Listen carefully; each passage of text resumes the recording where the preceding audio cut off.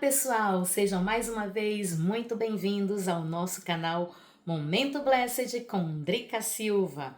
E hoje nós vamos ver um tema muito interessante que se chama Deus é Senhor Absoluto. Isso foi um estudo que eu fiz, para o meu grupo de orações e eu tô trazendo hoje aqui para o nosso canal esse estudo. Foi como um devocional, estudo, para que a gente possa parar, refletir um pouco sobre o que aconteceu naquele momento ali em Atos dos Apóstolos, quando Paulo chegou em Atenas, na Grécia. Então vamos lá ao nosso estudo, ao nosso devocional, ao nosso momento aqui da palavra. Em nome de Jesus, Senhor, abençoa o nosso momento que agora trazemos aqui ao nosso canal, que seja muito edificante para cada um de nós, em nome de Jesus. Vamos lá? Então, Deus é Senhor absoluto. E o nosso versículo é o seguinte: o Deus que fez o mundo e tudo o que nele existe, sendo ele do céu e da terra, não habita em santuários feitos por mãos humanas, nem é servido por mãos humanas, como se de alguma coisa precisasse, pois ele mesmo é quem a todos dá vida, respiração e tudo mais. Nesse nosso estudo devocional, nesse nosso momento da palavra, abordaremos um capítulo de Atos dos Apóstolos que me trouxe à memória um dia que meu marido me fez pregar há anos atrás, gente, há muitos anos atrás, em que nós fomos em Atenas, na Grécia. Ele me disse: amor, se Deus nos levar até Atenas, na Grécia, você prega ali no Areópago? E aí eu disse, gente, toda empolgada, né? Eu disse, claro que eu prego ali no Areópago, né? Então ficou acordado, né? Deus nos levando até Atenas, eu ia pregar no Areópago. E ele pegou essa palavra, viu, gente? Então, comecei a estudar o capítulo 17 de Atos dos Apóstolos, né? Especificamente dos versículos 15 ao 34. E não é que Deus nos levou a Atenas, na Grécia? Foi um momento muito surreal, gente, muito especial, em que a gente não tinha um centavo para ir. A gente tinha comprado as passagens com milhas, os hotéis com pontos, e fizemos todo aquele esquema, de milha com ponto, com uma série de coisa, E a gente, em ponto de hotel, a gente tinha para pelo menos poder comer ali dentro do hotel, E aí, quando foi as antevésperas da nossa viagem, nós estávamos no pátio na rede, E aí ele disse para mim: e agora? Tá tudo pago, o hotel tá pago, as passagens estão compradas, nós não temos dinheiro para levar. Aí eu digo, nós vamos, Em nome de Jesus, Deus proverá, amor. E aí a gente ficou ali sorrindo, e tudo, e continuamos sonhando. Quando foi na manhã do dia seguinte, veio uma notícia maravilhosa de uma bênção que nós estávamos esperando há muito tempo. E aí essa bênção saiu justamente na véspera da viagem, que era véspera de um feriado, ou seja, não tinha outro dia que a gente não pudesse resolver aquele negócio, tinha que ser ali, naquele momento. E nós abraçamos, agarramos com unhas e dentes aquela bênção, deu para pagar o nosso cartão e ainda deu para cambiar o dinheiro que nós precisávamos para levar para a viagem. No dia seguinte, gente, a gente estava tão feliz embarcando, para Atenas, E aí, tem uma coisa, eu tinha que cumprir a promessa, Então, vamos seguir no nosso estudo, Então, o Senhor nos levou até Atenas, na Grécia. Então, quando nós chegamos no café da manhã, no dia seguinte de nossa chegada no hotel, ele me cobrou a promessa e comecei a fazer rodeios para fugir do compromisso. Mas, enfim, disse ok. E lá nós chegamos. Desculpe. Hoje o Areópago, ele é um lugar de ruínas. Quem já foi a Atenas, Atenas é um lugar muito lindo, gente, muito lindo. É um lugar precioso, um lugar histórico, né, onde o apóstolo Paulo, ele passou por muitos daqueles lugares ali, abrindo igrejas, pregando a palavra, e Atenas foi um desses lugares, né? E ali o Areópago, quando nós subimos, eu pensei que eu fosse encontrar alguma coisa, não. Ali é pedra sobre pedra, é um lugar de ruínas, cheios, é um amontoado de pedras. Assim como alguns lugares ali que, apesar de lindos, como eu falei, como Paternon, por exemplo, eles são repletos de idolatria, com diversas estátuas de deuses e deusas da Grécia Antiga. Vocês sabem que os gregos, eles são muito idólatras, né? E ali eles cultuavam tudo quanto era tipo de divindade, de coisas. Era Zeus, era Atenas, todas aquelas coisas ali eles cultuavam, né? Então, na época de Paulo, o Areópago, ele não era assim. Era um lugar totalmente diferente, era como se fosse um templo mesmo, né? Erguido com aquelas colunas bonitas de mármore, né? Então ele era um lugar ali de adoração a todo e qualquer Deus que pudesse existir. Imagina, um lugar onde você ia passando assim nas laterais, era cheio de altares com várias estátuas. Do outro, também vários altares com várias estátuas de deuses ali, né? Então tinham tantos deuses quanto vocês pudessem imaginar. E ali também, para não desagradar o Deus sem rosto ou desconhecido, como era chamado, construíram um altar vazio para o Deus e Senhor absoluto. Ei, glória a Deus, aleluia! Paulo, então, aproveitando que foi levado ali para explicar a nova doutrina do pedaço, que tantos falavam com curiosidade, chamando até o Paulo de tagarela, né? Começou o seu belo e afinado discurso aos gregos, anunciando Jesus e a ressurreição. Eles devem ter dito: que história é essa desse Jesus? Ressurreição? O que é isso? Né? Então, usando o altar vazio construído para o Deus desconhecido e a própria natureza, Paulo pregou aos atenienses.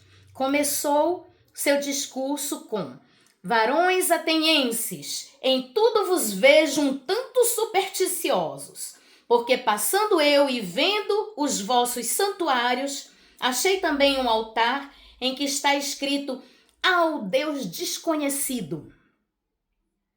Esse, pois, quem vós honrais não conhecendo, é o que eu vos anuncio. Aleluia! Oportunidade que favoreceu a Paulo em sua introdução fantástica acerca da palavra que precisava transmitir naquele dia. Ao adentrarmos na narrativa do discurso de Paulo em Atenas, somos levados a uma cena fascinante de encontro entre culturas e crenças, e quão fortes são ali naquele lugar. E verdadeiramente, amados, são.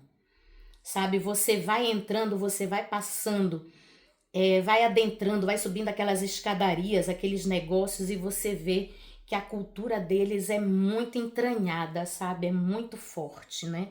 Então, Atenas, ela era conhecida por sua riqueza cultural e por ser um centro de filosofia e religião. E ali no Areópago, no meio de tantas entidades, Paulo anuncia o Evangelho de Cristo de forma inteligente e contextualizada, aproveitando a cultura e a religiosidade dos atenienses para comunicar a mensagem de quê? Da salvação. Paulo, munido de sabedoria do alto, adaptou sua abordagem conforme o contexto, buscando sempre comunicar o amor e a verdade de Cristo de maneira relevante para cada espectador. Então, Paulo, ao caminhar pela cidade, ele é confrontado com multiplicidade de ídolos e altares dedicados a diversas divindades. Sua reação não foi condenar ou desprezar aquelas pessoas, mas de profunda preocupação e desejo de pregar o evangelho para que encontrassem a salvação.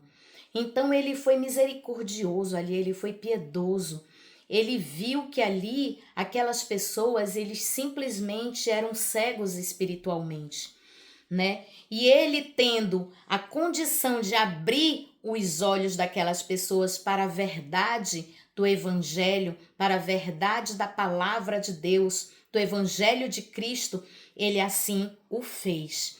Então, o Areópago, ele servia de lugar de encontro de filósofos e intelectuais. E naquela colina, Paulo inicia seu discurso de maneira respeitosa e também perspicaz, chamando a atenção destes homens. Ele reconhece a religiosidade dos atenienses evidenciada até mesmo em um altar dedicado ao Deus desconhecido, ou seja, eles queriam agradar a todos, eles não queriam desagradar nenhum Deus, eles queriam ser favorecidos por cada uma daquelas entidades. Então eles devem ter pensado assim, vai que esse Deus desconhecido aí também pode nos favorecer, vamos construir um altar para ele. Apesar de a gente não saber como é a forma dele, a gente deixa o altar vazio e coloca o título assim, ao Deus desconhecido, né? Então eles eram esse tipo mais ou menos de pessoas, né? Que queriam agradar a tudo e a todos e acabavam desagradando a tudo e a todos,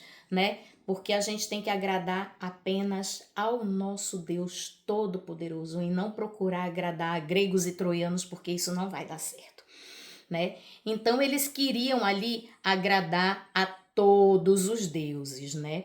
Então ele, de forma bem perspicaz, né, ele foi e também respeitosamente e falou aqueles homens. Então ele reconhece a religiosidade dos atenienses evidenciada até mesmo em um altar dedicado ao Deus desconhecido, e utiliza isso como ponto de partida para proclamar a mensagem de Jesus, como nós vemos no versos 23.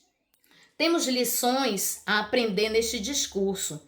Percebam que ele não se limita a atacar a religião, a cultura e as crenças dos atenienses. Ele não para se preocupar em atacar.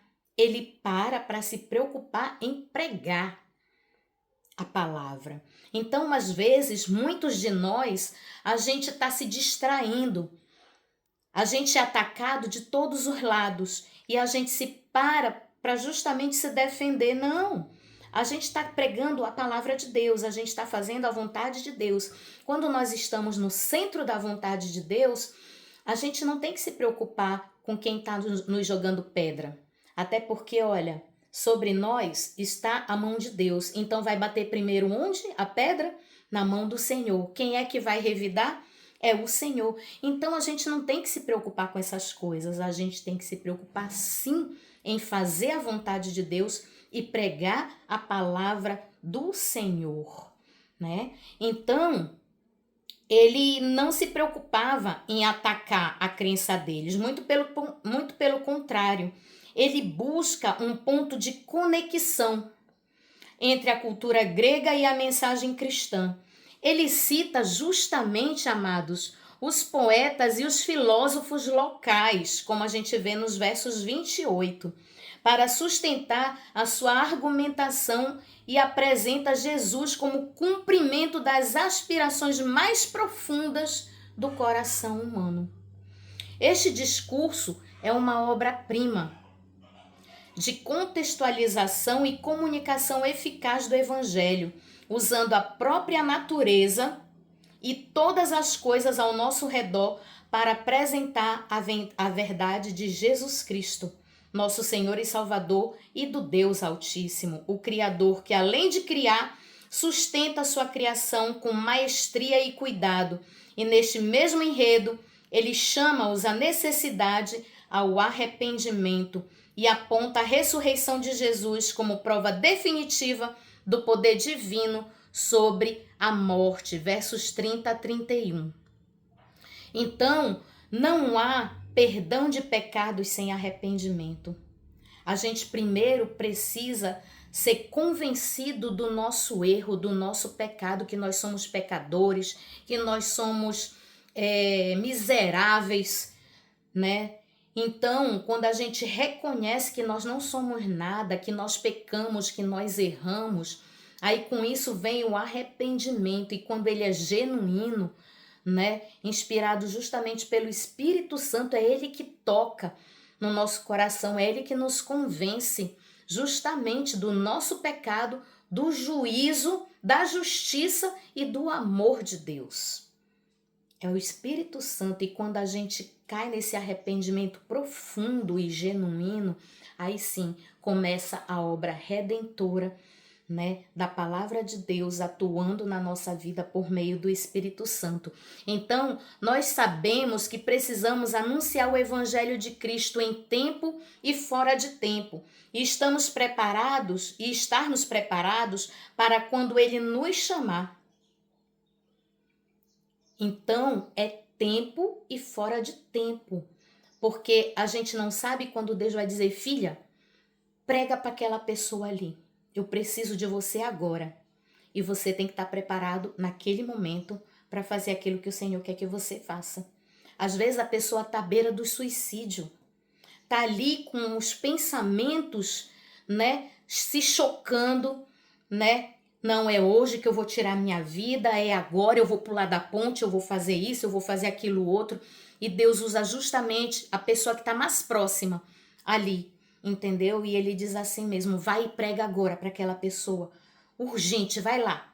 E você tem que estar pronto em tempo e fora de tempo para pregar a palavra do Senhor. Então, a parábola do semeador nos fala muito sobre estas coisas, pois o que nos cabe é pregar o crescimento. Quem dá é quem?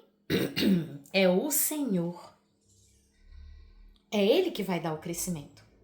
A gente joga a semente, a gente prega. E quem dá o crescimento é o Senhor. Paulo, naquele dia, ganhou algumas pessoas para Cristo. Mas quem os convenceu dos seus pecados foi quem? O Espírito Santo de Deus. Versos 34. O importante é que a semente foi lançada, porque Deus é Senhor absoluto sobre todas as coisas debaixo do céu. Eu espero que essa mensagem tenha feito você parar um pouquinho da correria do seu dia a dia, analisar o que foi falado agora neste momento acerca da palavra que foi pregada em Atos, né, dos Apóstolos, e que você medite sobre isso, traga para a sua vida essa reflexão, essa palavra. Senhor, o que é que eu estou fazendo? O que é que eu preciso fazer para te aceitar como Senhor e Salvador? É justamente se arrepender, amados. É você se convencer que você é pecador. Jesus é santo. Ele morreu, foi o santo pelo pecador. Eu e você. Aquela cruz era para mim e era para você que está me ouvindo. Não era para Jesus. Mas ele se fez propiciação para o perdão dos nossos pecados. Então cabe a nós nos arrependermos de toda a maldade do nosso coração, pensamentos, atitudes, pedir perdão para Deus e dizer: Senhor, eu te aceito como meu Senhor, como meu Salvador, como meu único Senhor e Salvador, como meu Deus absoluto. E aí Deus vai começar uma obra linda na sua vida, assim como começou na minha. Há 22 anos atrás. 22, 23, vai fazer 23 anos. Então é tremendo, gente. Se você gostou dessa mensagem, dessa palavra, curta, compartilhe, se inscreva, comente o que você achou, que momento dessa mensagem tocou no teu coração. Entregue sua vida para Jesus. Nós estamos perto do fim dos tempos. E o tempo para se arrepender é hoje, não é amanhã. Amanhã pode ser tarde demais. O dia é hoje. Por isso é presente. Deus nos deu o presente, que é o dia de hoje, para que a gente faça tudo quanto a gente tiver que fazer. Dizer eu te amo, sorrir, fazer o bem, aceitar Jesus, fazer a vontade dele, ajudar o próximo. Então tudo tem que ser feito hoje. Você não sabe o dia que Deus vai chamar a sua senha e te chamar ou para a glória ou para o juízo. Vai depender de como tá a sua vida com Deus. Um beijo no coração e God bless you. Ah, só um detalhe. Eu já ia me esquecendo de um detalhe muito importante. Em seguida dessa mensagem, eu vou publicar lá pela quinta-feira, mais ou menos, justamente a conclusão dessa pregação, a conclusão dessa mensagem, que é justamente a minha mensagem lá no Areópago, em Atenas, na Grécia. Aguardem por este momento. Quinta-feira eu vou estar publicando este vídeo com algumas fotos nossas, alguns momentos especiais. Eu vou estar compartilhando com você que faz parte do Momento Blessed com Drica Silva. Um beijo, fiquem com Deus e até a próxima.